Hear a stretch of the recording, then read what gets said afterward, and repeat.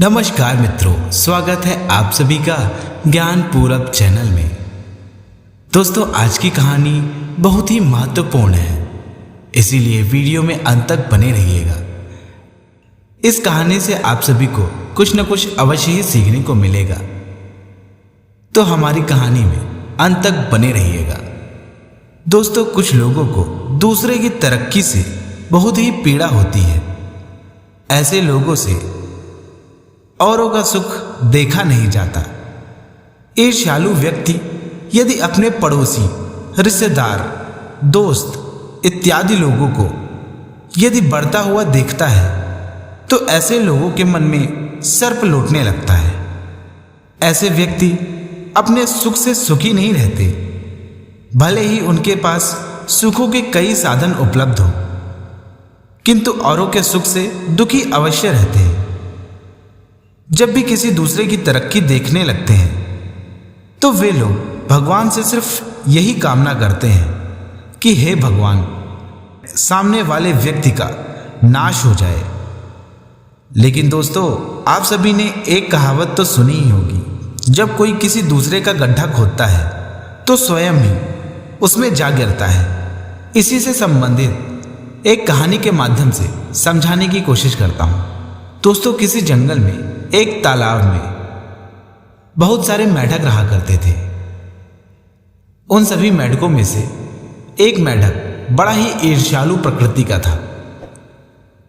उसकी किसी के साथ भी पटती नहीं थी।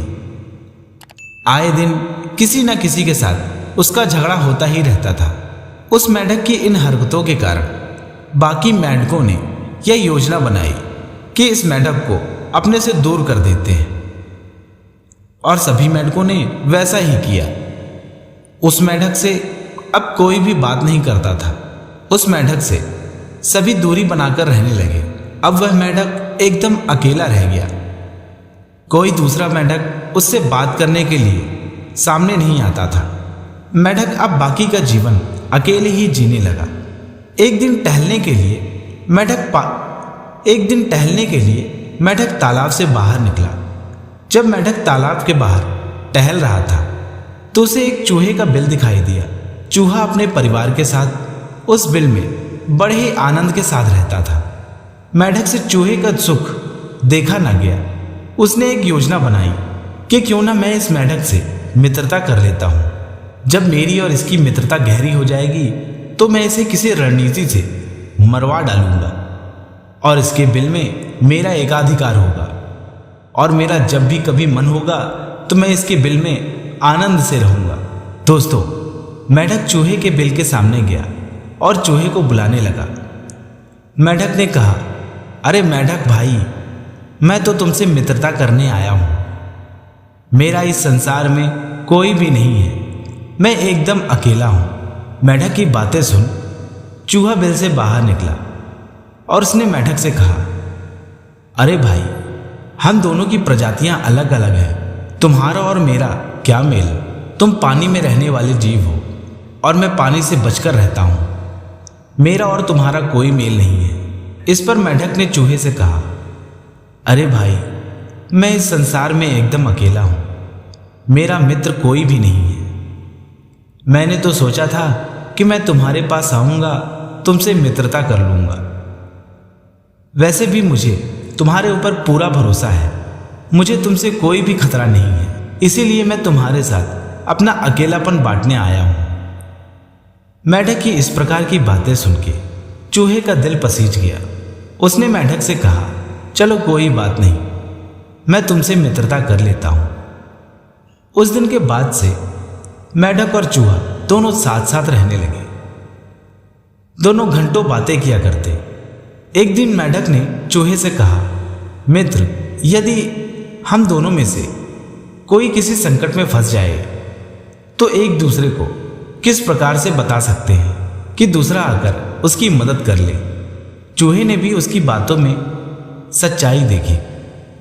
उसने कहा, कोई ना कोई तो उपाय बनाना पड़ेगा मित्र, जिसके कारण यदि तुम कभी किसी मुसीबत में फंसो तो मित्रता का यही धर्म होता है कि यदि कोई मित्र किसी मुसीबत में फंसा हुआ है तो दूसरा मित्र उसकी मदद के लिए उसके पास तुरंत ही पहुंच जाए। अब ऐसी कोई योजना बनाई जाए जिससे कभी भी कोई भी मुसीबत में फंसे तो दूसरा आकर उसकी सहायता अवश्य कर दे।